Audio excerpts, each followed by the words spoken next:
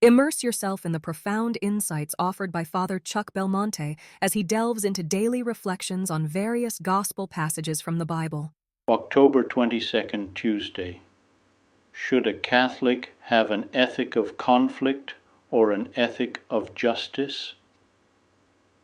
There are specifically Catholic ways of thinking and acting in the public realm that are always relevant and important to be a responsible citizen. But it's even more urgent, and perennially so, that we go to the deeper sources of the common good, solidarity, subsidiarity, the human person, and much more that our times desperately need. In Ethics Primer, St. John Paul II brought Catholic ethics to bear on moral questions under debate in his day. He explained the Catholic worldview over and against the ideological presuppositions about human persons that Marxism was trying to impose on Poland. Those were not just policies, they were a worldview that a proper citizen should self-evidently hold. What Wojtyła did in the Ethics Primer remains relevant today because we again are confronted by social movements that push not just policies, but comprehensive, ideological Weltanschauungen for the proper citizen in a democratic society. There, he answers questions critical to tackling today's controversies from Catholic premises. One such area is class conflict, the soul of Marxist ethics, the engine that moved its history towards its self-proclaimed inevitability.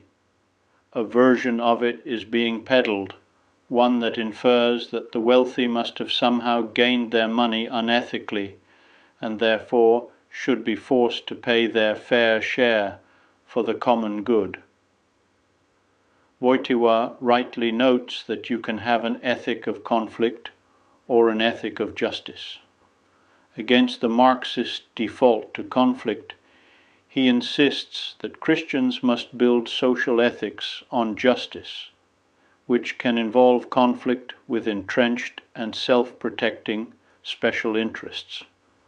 But first, we must see the other as truly a neighbor. Who is my neighbor is a basic ethical question whose answer does not include income tests. Is the other seen truly as a neighbor in a common social enterprise, or really as a shirker who has to be held to account?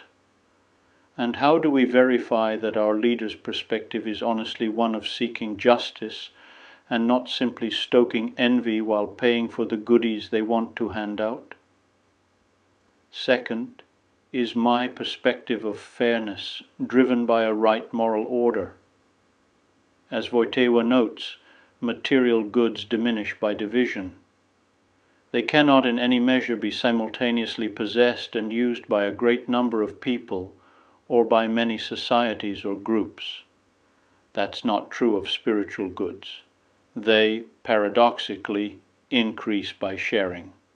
6 people don't get as much pizza as 4, but 6 people sharing love are richer than 4.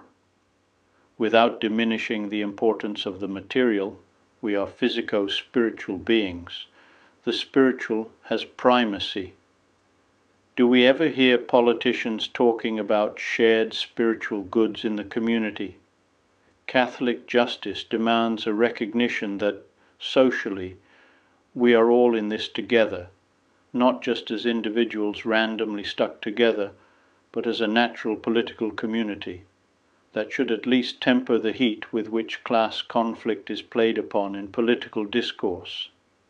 Justice is necessary too, but does not replace love of neighbor.